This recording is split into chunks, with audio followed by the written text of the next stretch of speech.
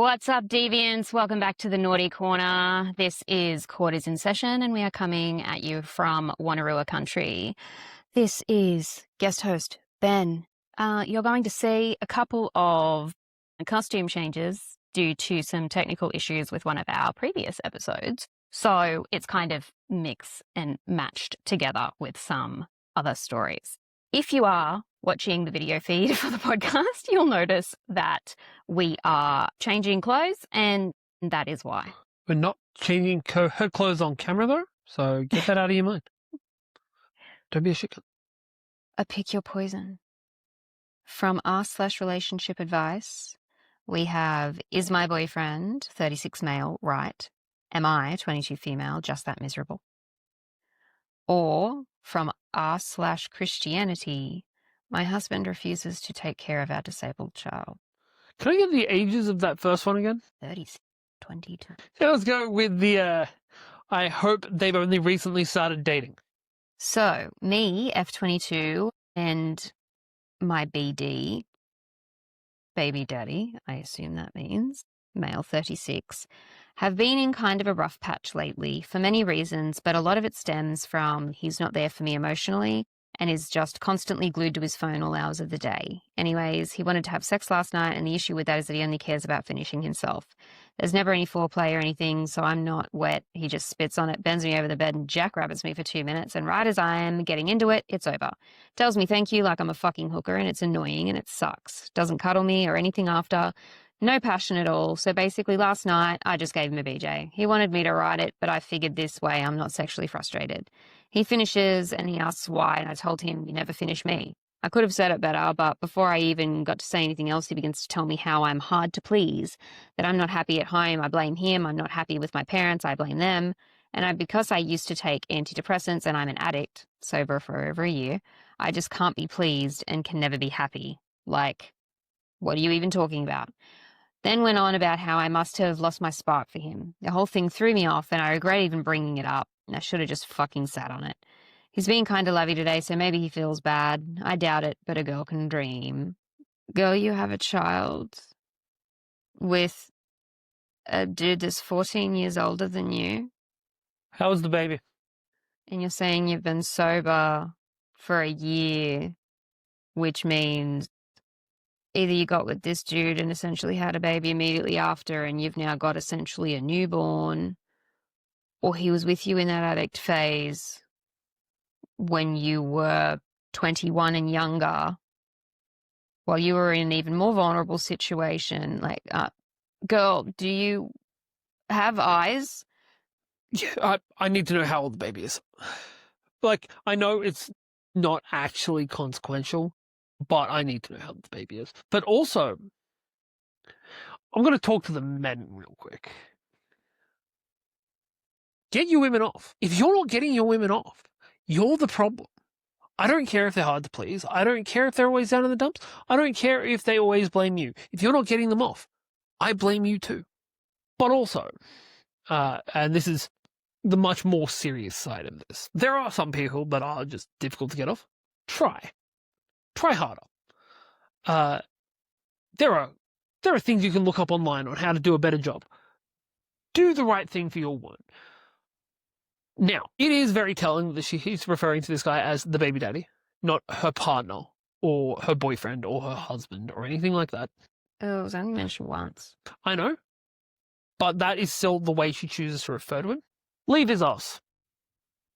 Unless you are actually requiring his support in some way. She's 22, one would assume. He knocked up an addict as soon as he found her. You are sober now. You can get into a situation where you can get away from this guy. You do not have to put yourself through bad dick. And also, you do not have to put yourself through... Grooming aside, you deserve good dick. Look, if you're going to be groomed by... I swear to God, that's 80% of the reason why dudes groom younger women. Because they don't know what good dick is?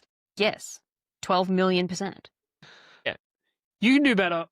Fucking find some way to get out of that situation, because he's, from the sounds of things, even outside of the bedroom, not treating you well. And he's saying that everything that is wrong in your world is your fault. Even if you do catastrophize things, you don't need somebody in your life that's blaming it all back on you. And also, get some good dick. That's not grooming. It's amazing what a good dicking will do. Key comment. Your self-esteem and self-value is so incredibly low, I don't even know where to begin. I recognize this sounds harsh, but sometimes people need to hear the truth. You're 22 and he's 36. That's your first problem. What business do you have being with an old man pushing 40? Did you ever wonder that he can't get women his age due to the exact behaviors you described and that he has to run after a 22-year-old? Just based off of this post, I can tell your boyfriend is a bum and you are leading down that same path.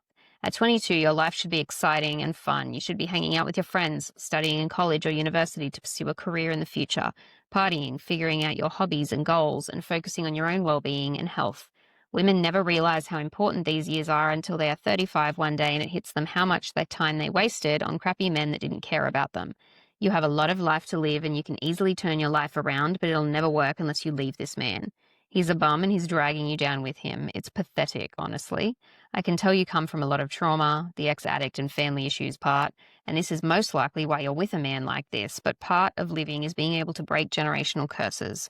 Do better for yourself and your future kids one day. I'm 23, and a 36-year-old man could only dream of ever being in a relationship with me, no matter how rich he is. I've been through trauma too, but I want to break this curse and live a healthy life. Women never realize it until it's too late, and as women, we constantly excuse bad behavior from men. You're laughing at him bending you over and treating you like a hooker, but it's degrading as hell and you deserve better. I hope you wake up and choose better. Sometimes people need a reality check. This was ridiculous to read. 3 things. First of all, that woman is getting good dick. Second of all, if she chooses to. Second of all, the only time you should be feeling like a hooker is if that's your kink. If that's your thing, fair play. But also, if you're going to pretend to be a hooker, do it with somebody with good dick. Also, sex workers. Sorry, I was just using the terminology for the story. That was my thing for that whole thing. Men who pursue younger women almost invariably do so because they are able to control their partner financially and take advantage of their naivete to be themselves, immature. If you feel controlled or his behavior feels irresponsible or emotionally manipulative, get out of there. He's doing his best to hide it and his mask is slipping. You don't want to be there when it falls off completely. They have a child. He immediately knocked her up at 18. That is absolutely what he was trying to do. Control her. Abusive groomer. OP responds, our baby girl is only 8 months old. We met when I was 18 and dated for a bit, broke up for about a year and got back together right before I turned 20. But I agree with your statement nonetheless, sadly. I'm just blind. That still made him 32 when you were 18. No. I remember another 32-year-old who chased an 18-year-old to Bali. No. Look, that means that when you were born, they were 14. They were in high school when you were born. Here in Australia, they would have been in high school. In America, they were in middle school when you were born. I think. Pretty sure that's how that works. Would have been graduating. Could be in high school, actually, because I'm pretty sure high school is meant to be like you're on average 15, 16, 17, 18. But there's always a couple of people that are there on the earlier side of the. Yes, but their school year is different to ours because it starts in July. Don't care. Whereas our cutoff is in July for that reason. We also don't know the months that these two people were born. So they could have been 14 when you were born. They could have been 14 when your parents banged. Either way, no. Ew. Yeah, no, that's straight up how these people work. When you're going after someone who has less life experience, it is because you are exploiting that lack of life experience. You can treat them how you want. You can put whatever expectations on them that you want, and you can train them to believe that shit is normal. And then they will usually do some sort of shit like, no, you don't be talking about our business because that's really rude and disrespectful. And again, people don't know any better. Sorry. It's a means of being able to essentially mold a sex doll into behaving how they want it to. Now, before I get on to what I actually wanted to say a second ago. Now, men, see what I just did there? I let her finish. Let them finish. But getting to what I actually wanted to say, I would like to put the caveat with the more life experience. They have significantly more life experience. There are some situations where some people will have a bit more life experiences than other people, and that could just be the lives they've lived. But when the life experience is 14 years more life experience, no. Because, like, there are some people of the same age that have very differing levels of life experience. Yeah, but there's a massive difference between, yeah, I've been to like 12 different countries already at 25 and you're 25 and have never left your state versus 14 years worth of career advancement and financial like wage gap and establishment and housing stability that places that power imbalance. It's just too great a risk. We were the two different sides of that. When we first met, I'd been around to all these different places, and you were in the very stable employment situation with a house and just interesting in my head. Shall we move on to some shit cunts and sick cunts? Sure. Am I the asshole for removing my sister from my life after she asked my wife to divorce me? No, you're not. My older sister doesn't like my wife. She never did. She was against our marriage and she doesn't respect her or my marriage because she either ignores my wife completely or taunts her, and my wife tolerated her this whole time. But later today, my wife told me that my sister called her and she asked her to divorce me because she's not suitable for me. I went to my sister and asked her why she would tell my wife to divorce me. I said that I understand she doesn't like my wife and it's okay, she doesn't have to, but her asking her to divorce me is going too far. She says that my wife is controlling me and I have married her because of my insecurities and we aren't a good match. When I told her that our families approves of our marriage, then why is she against it? She said she's against it because she cares about me and my marriage and my wife is not good for me. I said that I love my wife and I trust her and I don't think I can find a better woman for me, and she doesn't agree or respect my wife and our marriage, then I'm removing her out of my life, and I'm speaking for both of us because my wife doesn't want to tolerate her anymore. My sister got emotional and she said she's just trying to help me and I should listen to her, and she's not my enemy and I'm her brother, so she won't ruin me. I feel bad for asking her permanent removal out of my life, and I do love my sister, but my wife comes first to me, so I'm prioritizing my future.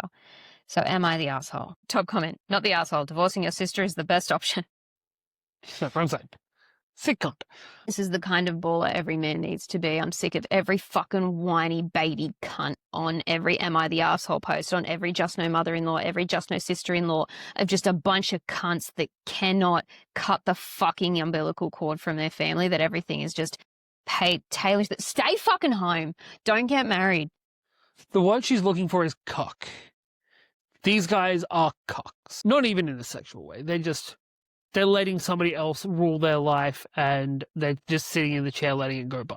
You are completely in the right for fucking your sister off, because she is a shit cunt. It's not even I should choose my wife over my sister in all situations, because that's how you end up with potential for toxic relationships. What you are doing is you are cutting the toxicity out of your life, because your wife is being sick and her sister is being shit.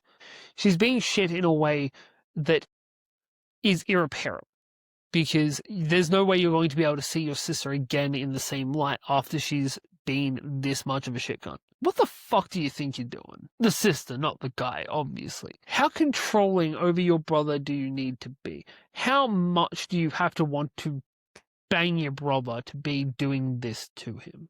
Yeah, from the way it's written, it doesn't sound like OP is, like, speaks English as a first language.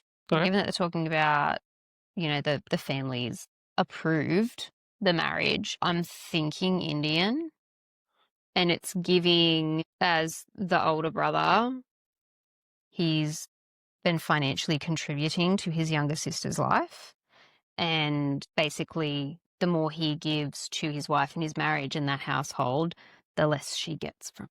See, my mind went the exact opposite direction, and this is some hillbilly bullshit. Like, in a lot of trailer trash situations, the people still need to be approved by the family. I'm not sure if it is in a much creepier way, but this seems like some white trash bullshit. You're not good enough for my uncle brother. We call him Brunkle. Next one. I told my ex that I don't care about his relationships after his fiancée ended things with him. I have a child with my ex. We separated when our child was just 1 year old. I have primary custody and my ex visits our child 2 weekends each month. The reason for this is my ex decided he didn't want to give up his whole life to be a parent and he thinks every other weekend is enough. I should also note he doesn't always take his weekends and has let our child down in the past. 3 years ago, he started dating someone else and they got engaged in February of this year. Once they were engaged, I started getting calls and texts from an unknown number and I found out it was his fiancée. He had told her I would be open to her coming over and taking my child out for the day, and he gave her my number so we could plan this. He never mentioned it to me, and it took entirely too long for me to figure out what was going on. Getting a bunch of texts from an unknown number saying, answer the phone, call me, I'd like to meet up and figure this out, is not something I expected. When I did answer a call from her, she was set on taking my child out for the day. She told me, my ex said it was okay. I told her it was not okay and I didn't know her and I wasn't going to hand my child over to someone like that. Then I suggested she make the most of the time my ex has. This was not a popular answer with her and she had my ex using our co-parenting app to send request after request for me to let his fiancée take our child out for the day. My ex told me in July that I was saying no too much and it was ruining his relationship. Last month, his fiancée ended their engagement and broke things off with him. She blamed me via text and said she was not going to stay in a hostile environment where she's treated like stranger danger towards the child she's supposed to be the stepmother of. My ex blamed me for this too. He accused me of sabotaging his relationship and chasing away potential stepmothers from our child's life. I told him I did not care about his relationships. What I cared about is having someone I don't know feeling entitled to take my child from my home. Then I pointed out he was the reason she believed she could in the first place. Instead of just moving on and accepting what happened, he is telling everyone I broke them up. Some of his buddies are quick to say something when they see me. I think most people see it as nonsense because he's not a very involved father to begin with. I did have a mum friend in a mum group that I'm a part of tell me I kind of did sabotage his relationship because the woman he was with was trying to know my kid and I didn't let her. She said I had no reason to say no like I did once I know who was texting and calling and what she wanted. This turned into a small fight because I asked her if she would be okay with it, and she told me she would. She said most single mums with primary or full custody would love for their kids to have people who want to take care of them. She said it was my ego that made me break them up because I didn't want my child to have a stepmom. I still think it's crazy to blame me, and I also think it's crazy to say I should have to agree to this, but I'm willing to be big enough to ask if I'm wrong and accept if people think I am wrong. So do you think I broke up his relationship? Was I okay for saying no to her taking my kid for the day on my parenting time? I am so curious. Right, sick cunt. First up, if you want your partner to be able to spend time with your kid and your ex hasn't had anything or much to do with them at that point, you do it properly. You tell your ex, your co-parent, hey, I've gotten engaged to this person. I would like to be able to spend some more time with the two of them so that they can get to know each other better. I would like you to meet them first, because I know most people would much rather know the person their child is going to be spending the time with. And this is just not the way to do it. You definitely don't send the new partner to pick up the child, especially not without talking to your co-parent with them about it. What? I was just confirming that you were finishing your sentence because Yeah. again I couldn't tell. Like what's standing out to me is the best friend who is like everyone would love people to like be there for their kid. Yeah, cunts I know. Like this bitch could be fucking anybody. Like you don't just pass your kid off to anybody without any sort of vetting process. And if you've got a baby daddy that ain't a fucking round, that isn't bothering to do much for their own kid, then I don't trust their vetting process. If I barely trust them, I'm not going to trust anyone connected to them. Least of all someone who is so fucking unstable that the second they don't have unfiltered access to my child say, well, then we can't be in a relationship. Like, that's giving baby snatcher vibes. Yeah, and also the people that want other people to be coming over and taking their kids away for periods of time, they want less time with their kids. It's unfortunate, but that's how it comes off. And I don't know about the people watching, but I love every bit of time I get to spend with my kids. I actively have shaped all of my interests around. Oh, sorry, I haven't shaped all of my interests. I've helped shape my kids' interests. Yes, I've either around shaped mine. my interests around my kids, or if failing that, I've shaped my kids' interests around my things, because it's a great thing to be able to share your interests with your kids. It's a great thing to be able to share them with a partner as well. He's literally dressing up as the Tree of Wisdom for Book Week this year. Fuck yeah. But outside of that, I'm currently teaching my son how to play Magic the Gathering, because we used to play the Digimon card game. That kind of fell through, and now I found another hobby that I can share with him. And it's great. It's frustrating as hell sometimes, but it's great because, hell, why would I not want to share this thing I enjoy with the people I enjoy? I don't know, I'm just built different. Yeah, we are. I've actually done a couple of studies of autistic parents of autistic children, and there's always a question of, how do you feel your experiences differ from, We like our kids. Yeah, like from non-autistic parents of autistic kids or non-autistic kids. And I'm like, it just doesn't seem like they want their kids. And for a lot of it, I do understand that pretty much my generation was the very last of the generation where the conversations just weren't happening around making an active decision to have kids. It was still just assumed you would, and so you did, and then you had them, and then you had the younger millennials and Gen Z opening up those social conversations into the zeitgeist as to actively, transparently and openly discussing and breaking down whether or not you even want to have children, when we were all just here going, we didn't know that was a thing that you could decide to just not have them. And so I think there is a lot of women in my generation in particular have kids just because it was part of the process. It was what you did, but never actually considered whether or not they wanted them and are now resentful of that fact. I like my kids. And particularly when it comes to non-autistic parents raising autistic kids, that cross-neurotypal parenting is the most difficult. I wouldn't know what the fuck to do with non-autistic kids. And so having that cross-neurotypal parenting, I can see how much they struggle. But even with non-autistic parents raising non-autistic kids, they don't seem to be having a great time either. If we had neurotypical kids that were out wanting to play soccer all the time competitively, I'd end up punching a soccer mom. I know it'd happen, because there'd be somebody that'd be yelling at my kids, and I'd be like, no, that's not fucking happening. But also, I feel like a lot of it relates back to the previous story of the older than 30 people, where I feel like what we were getting at then was that everyone's just masking. And I feel like the neurotypical parents are trying to they still try and mask at home. We don't. I don't bother. It's too much effort. I don't mask anywhere. Like, I do. But I also have to leave the house a lot more. Yeah, but outside of the house where the weight of everything is so much heavier, that's where I need my full faculties about me, which means I'm less likely to be able to mask even if I'm wanting and trying to, just because there's so much fucking interference. Yes, but also you've been able to be in a situation where you get to very rarely leave the house, and I feel like it's made it harder to go back to masking. Yeah, and not only that, but I make a point of not putting myself in situations where I'm around people or in environments where that's expected. Whereas I have to work. Well, so do I, but I suppose because I have to work in a front-facing position where if I start talking the way I do at home, I don't have a job.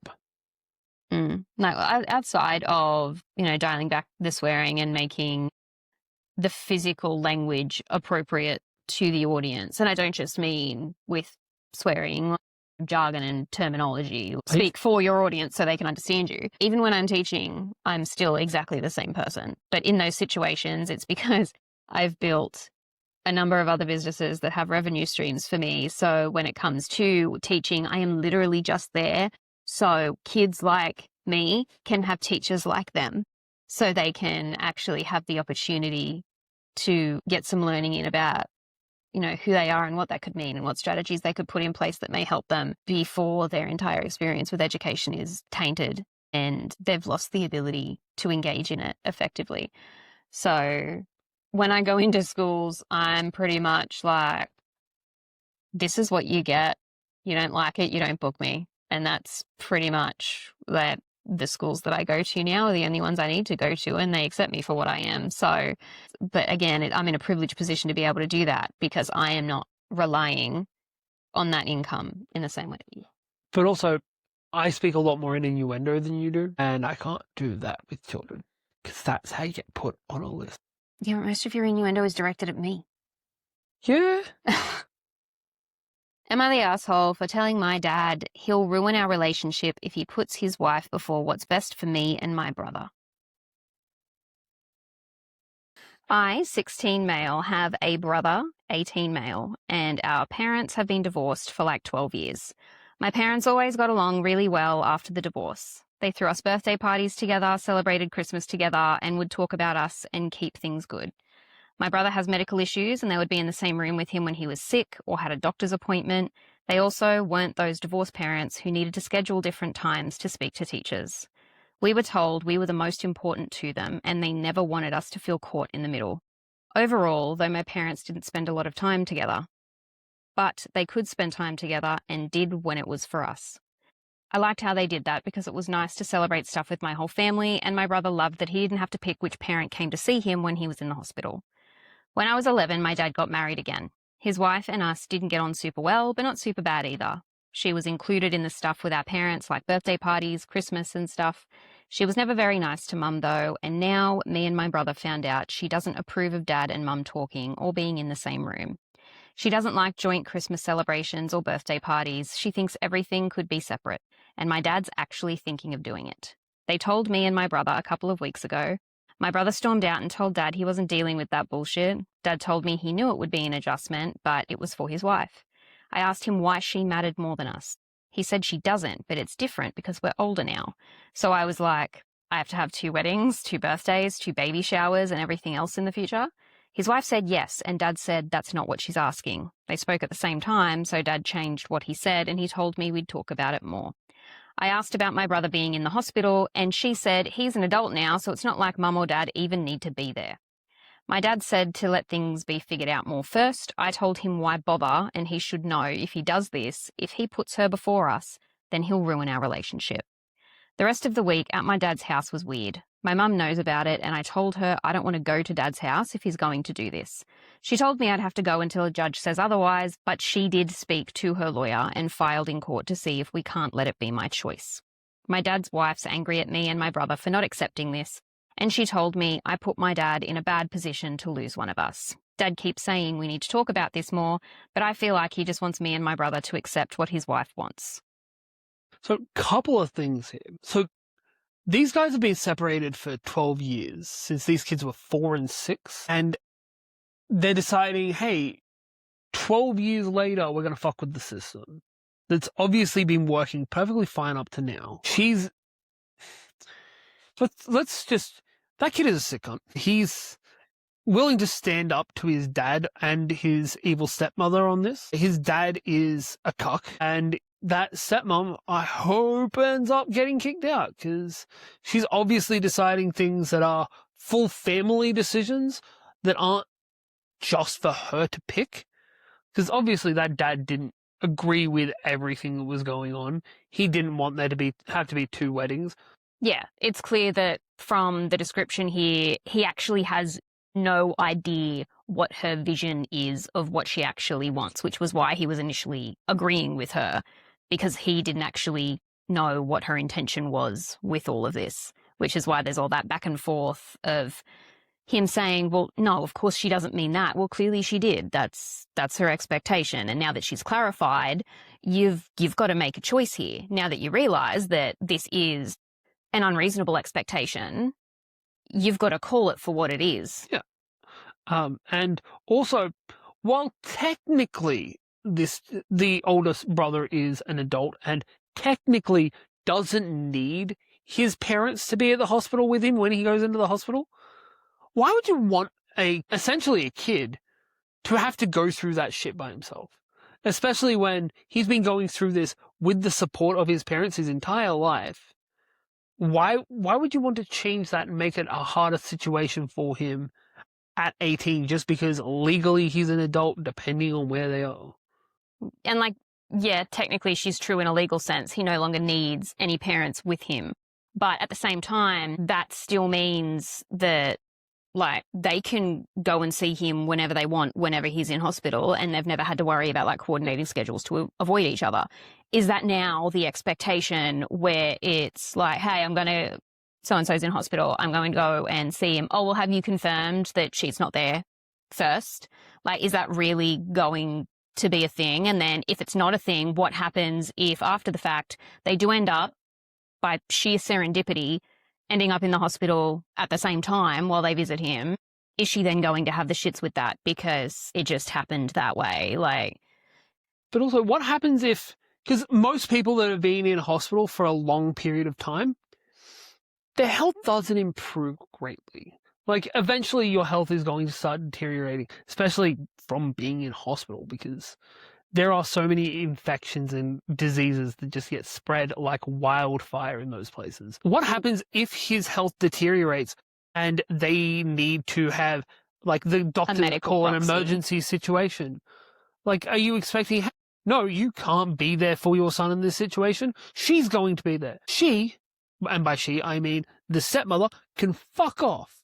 Yeah, honestly, I can't imagine any situation with either of our kids at any age where something is going on with our kid to the point where they're in hospital and anything going on with us relationship-wise would prevent us from both being there for them. And like, in a more... If that kind of thought is even running through your head, you're just not a fucking parent.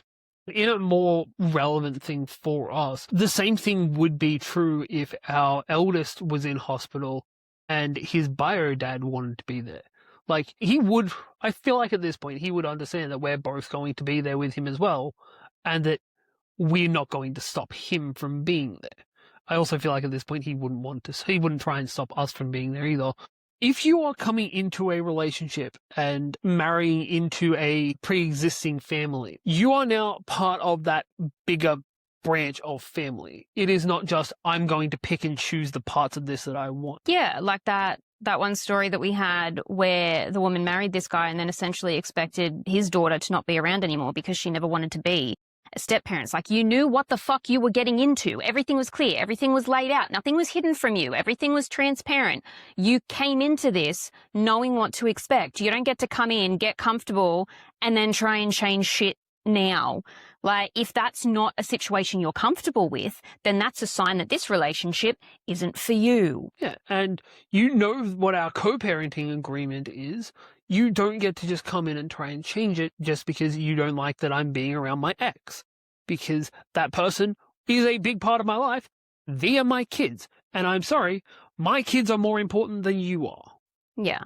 And, well, they should be. And unfortunately for this dad, it's not coming across that way. I'm wondering if she pulled this shit when the children were younger, when that co-parenting arrangement would have had higher stakes involved because the kids were younger and therefore had higher needs, whether or not his response would be the same. And if he is kind of bending because of their ages, well, it's like, do we really need to be around each other? And then it was when it came to these, the big things like the weddings and the baby showers and whatnot, that's when he's realized, oh no, there's a lot of shit coming that obviously we should be doing together, but he's not game enough to fucking say that. Well, to be fair, he does say that. He does say that, but she says the opposite at the same time, and then And from then on, all he wants to do is let's talk about it further. And it's like, no, bro, we don't need to talk about this. You need to discuss this shit with your wife so you can get on the same page as to exactly what the fuck she expects, and you can draw a hard line in the sand around what exactly you will and will not accept. That's what I thought they meant by we'll talk about this later. Like, not him and the child will. He's trying to get the kids to talk through it. And the son is like, why bother? Like, I'm not changing my stance. Look, Dad can stay in the cock chair and stepmom can fuck off because she's a shit cunt. Key comments. Him answering a no as the wife answered yes tells me honestly that he had no idea what she was actually envisioning. He just thought it was reasonable to start having like 2 Christmas mornings because they're past the Santa Claus magic, and the new wife used his naive, rational assumption to try and keep them from ever being in the same room because apparently being civil was too threatening to her. I feel like his wife put him in an awful position. He married her, so he should hear her out, but he should also have considered how his children would feel. So he got caught up and didn't realize how this was going to affect his family. Like, she'll let him go without her. It's all about control. Key word here is let. Daddy is now on a short leash, and you can bet his wifey is going to grip it good and tight. Too bad she's so insecure, because Dad is going to really get to the finding out portion of reality as milestone events happen and he's either excluded or marginalized while your mum has full and loving relationships with the two of you. Exactly. It is so telling that the new wife expects OP to have a double baby shower, double weddings just for her. It is all about her. OP should not invite the new wife to any of those events, and Dad will probably cave and won't show up. I feel sorry for the OP to lose their father to such an immature child. That is the point right there. The fact that when it comes to these events, they are the kids' events. Therefore, what they look like, how they're done, how they're set up, who's invited, etc., should be centered around them, their world, what they want. It shouldn't be impacted by anyone who is or is not in attendance or in the family, because those events are just not about anyone else but the people they're about. I also feel like a lot of people that do this kind of shit try and seclude people away from their entire network. So this is happening as the eldest has hit maturity. I wouldn't be surprised if she also tries to, hey, we don't need to go to your kids' event here. We don't need to go to your kids' event there. And then all of a sudden, she's going to wind up pregnant. And then it's going to be our happy little family and your old family that we don't talk to anymore, which is shitty, but unfortunately happens more than you'd like to think. Oh, that's every other Reddit post.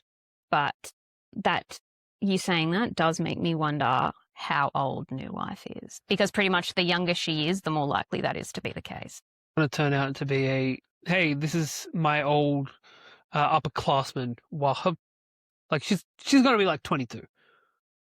I don't know why. I just have a feeling. I feel like if it was that young, like so close in age to that would be the problem they're raising. Well, one of the boys would have mentioned it. Like the 16-year-old would have been like, she was our babysitter. Yeah, like he would have described like who she was and how young she was. He would have described something that his older brother had said about that, because the older brother, in his rant when he stormed out, he absolutely would have mentioned that, like, she's just trying to get us out of the way so she can have a new family with you, like. Yeah, but also when you're getting pushed out of the way like that, you tend to not be thinking too much and just be like, hey, no, fuck you. There was something that you mentioned as well when we first attempted to record this, that like when it comes to the hospital situation, that when you are chronically ill growing up, that is going to impact your growth. And so, you know, socio-emotionally, that 18-year-old may not be as developed as most 18-year-olds. And keep in mind, this is an 18-year-old boy, which says something.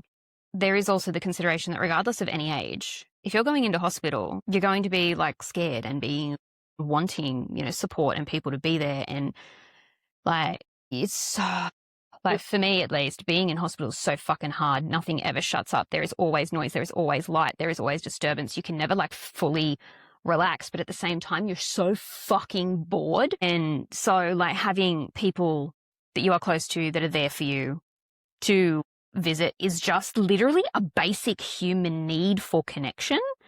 So the whole, your parents don't need to be there anymore. It's these are close, loving relationships in my life, and I am in hospital. And the age factor is, or legality factor is just not relevant to that.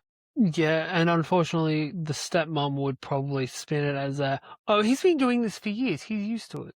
But he hasn't, because his parents have been there the whole time. No, he's gotten used to being in hospital. Yeah, with certain supports in place. I know, but I'm just saying this is probably how the stepmom would try and spin it. Yeah, it's I feel fine, I don't need my meds now. Except it's you feel fine, you don't need your meds now. Yeah. Because it's not him saying it, it's definitely an outside perspective. Yeah. So it's fine to have one beer. You've been sober for 10 years now. Like, I still won't touch another can of energy drink, no matter how tired I get. All right. thankfully, we made it through that little catch up. Hopefully, when I check this footage, it hasn't fucked up again. You have another snafu? Thanks for joining us at the Naughty Corner. We'll see you next time. Bye.